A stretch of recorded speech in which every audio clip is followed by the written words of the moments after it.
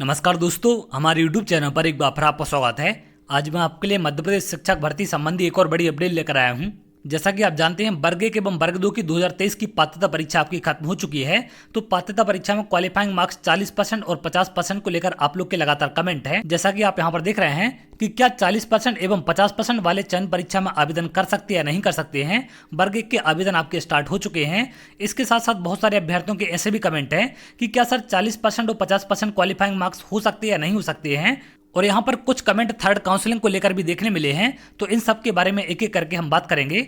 सबसे पहले अगर हम बात करें आवेदन के बारे में, तो वर्ग 1 की चयन परीक्षा के लिए आवेदन आपके स्टार्ट हो चुके हैं, जो कि 18/5 से 1/6/2023 तक चलेंगे। तो इसको लेकर भी आप लोग के कमेंट हैं कि सर कब तक आवेदन चलेंगे। तो 1/6/2023 लास्ट डेट है, तो इस बात का आप ध्यान रखेंगे। समय सीमा के अंदर आप लोग आवेदन कर सकते हैं।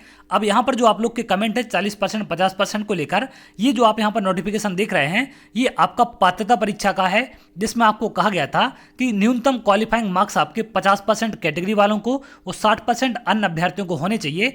अन्य अभ्यर्थी में जनरल वाले और जो अदर स्टेट वाले हैं वो अभ्यर्थी शामिल होते हैं। तो इनको 60% यानी कि 90 नंबर और कैटेगरी वालों को 50% यानी कि 75 मार्क्स यहाँ पर पास होने के लिए चाहिए थे। तो जिन भी कैटेगरी वाले अभ्यर्थियों के 75 नंबर हैं या फिर अन्य अभ्यर्थियों के 90 नंबर हैं, तो आप लोग चयन परीक्षा के लिए आवेदन कर सकते हैं। अब आपने जो चयन परीक्षा का नोटिफिकेशन देखा है, उसमें यहाँ पर एक बात आपसे कही गई है कि प्रवर्गवार न्यूनतम अंकों का प्रतिशत यहाँ पर दिया गया है कि जो आरक्षण प्राप्त अभ्यर्थी हैं उनको 40% है और अन्य अभ्यर्थियों को 50% रखा गया है।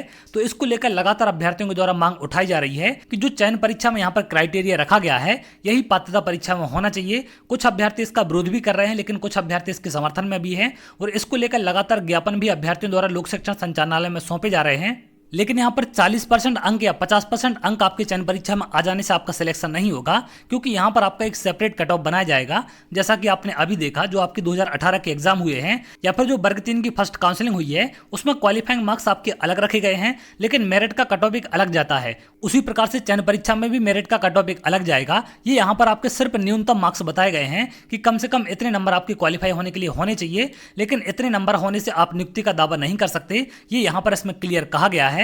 तो जिन भी अभ्यर्थियों के 75 नंबर कैटेगरी से और अन्य के 90 नंबर हैं, तो आप लोग बिल्कुल चयन परीक्षा के लिए आवेदन कर सकते हैं। अब यहाँ पर कुछ अभ्यर्थियों के कमेंट हैं कि क्या सर 40% और 50% हो सकता है या नहीं हो सकता है, क्योंकि आवेदन यहाँ पर वर्ग 1 की चयन परीक्षा के स्टार्ट हो चुके हैं। तो अगर हम बात करें आवेदन की, तो आवेदन आपके कर्मचारी चयन मंडल के द्वारा भरवाए जाते हैं और पूरा एग्जाम भी आपका कर्मचारी चयन मंडल के द्वारा करवाया जाता है। अब यहाँ पर जो नियम पुस्तिका विभाग के द्वारा कर्मचारी चयन मंडल को दी जाती है, उसी नियम पुस्तिका के हिसाब से आपकी भर्ती होती है। क्योंकि कर्मचारी चयन मंडल सिर्फ आपकी भर्ती कराता है, तो जो भी विज्ञापन में नियम कर्मचारी चयन मंडल को दिए जाएंगे, उन्हीं नियमों के तहत कर्मचारी चयन मंडल आपकी भर्ती कराएगा। लेकिन कर्मचारी चयन मंडल किसी भी प्रकार के नियम में परिवर्तन नहीं कर सकता है, ना ही कोई नियम बदल सकता है। नियम में परिवर्तन या फिर जो भी बदलाव होगा वो सारे विभाग के द्वारा किए जाते हैं। तो कर्मचारी चयन मंडल के हाथ में कुछ भी नहीं होता है, इस बात का आप ध्यान रखें। कर्मचारी चयन मंडल सिर्फ एग्जाम कराने वाली एक एजेंसी है। अब यहाँ पर चयन परीक्षा का ये नोटिफिकेशन कर्मचारी चयन मंडल को मिल चुका है, तो इसी के आधार पर आपके आवेदन यहाँ पर कराए जा रहे हैं। और जो आपकी पात्रता परीक्षा है, उसमें इस प्रकार के नोटिफिकेशन कर्मचारी चयन मंडल को दिए गए थे, तो इसी के आधार पर आपके रिजल्ट में क्वालिफाई डिस्क्वालीफाई लिखा हुआ है। अब यहाँ पर अभ्यर्थियों की मांग है कि जो एक क्वालिफाइंग मार्क्स हैं, इनको 40% और 50% किया जाना चाहिए, जैसा कि चयन परीक्षा में रखा गया है। तो देखिए, लगातार अभ्यर्थियों के द्वारा मांग उठाई जा रही है और इसके संबंध में लगातार अभ्यर्थी डीपीआई पहुंच रहे हैं और वहां पर तमाम बार ज्ञापन सौंपे जा रहे हैं। तो यहाँ पर ये सारी चीजें डिपेंड करती विभाग के ऊपर कि विभाग इसमें चयन करना चाहेगा या नहीं चाहेगा।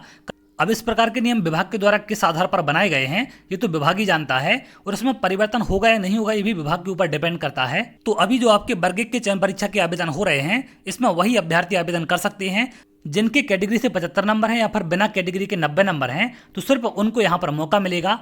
इसी प्रकार से जो आपकी वर्ग 2 की विज्ञप्ति जारी की जाएगी, उसमें भी जिनके 75 और 90 नंबर होंगे उनको मौका दिया जाएगा। अब इन नियमों में परिवर्तन होगा या नहीं होगा ये विभाग जानता है, क्योंकि विभाग के द्वारा अभ्यर्थियों को एक आश्वासन दिया गया है कि चलिए हम इस पर विचार करेंगे। अब करना ना करना विभाग के ऊपर डिपेंड करता है, लेकिन अभ्यर्थी लगातार इसके लिए प्रयास कर रहे हैं। अब अगर हम बात करें थर्ड काउंसलिंग के बारे में, तो देखिए जितने भी पद आपके खाली बचे हैं या फिर जो भी अभ्यर्थी ज्वाइन नहीं करेंगे, उनकी जगह वेटिंग क्लियर की जाएगी, यानी कि थर्ड काउंसलिंग वहां पर आपकी कराई जाएगी। लेकिन सिर्फ यहाँ पर उन पर वेटिंग क्लियर होने से या फिर जो पद आपके खाली बचे हैं उनको भरे जाने से काम नहीं चलेगा। बड़ी संख्या में यहाँ पर पद थर्ड काउंसलिंग में आने चाहिए, जिससे ज्यादा से ज्यादा संख्या में अभ्यर्थियों को मौका मिल सके।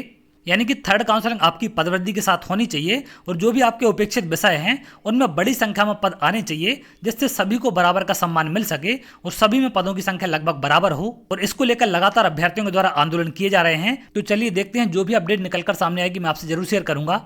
अगर आप ऐसी जानकारी चाहते हैं तो हमारे चैनल के साथ जुड़ सकते हैं, जिससे और भी इंपॉर्टेंट अपडेट आपको मिल सके। बहुत जल्द अगली वीडियो मिलेंगे, तब तक के लिए बहुत बहुत धन्यवाद।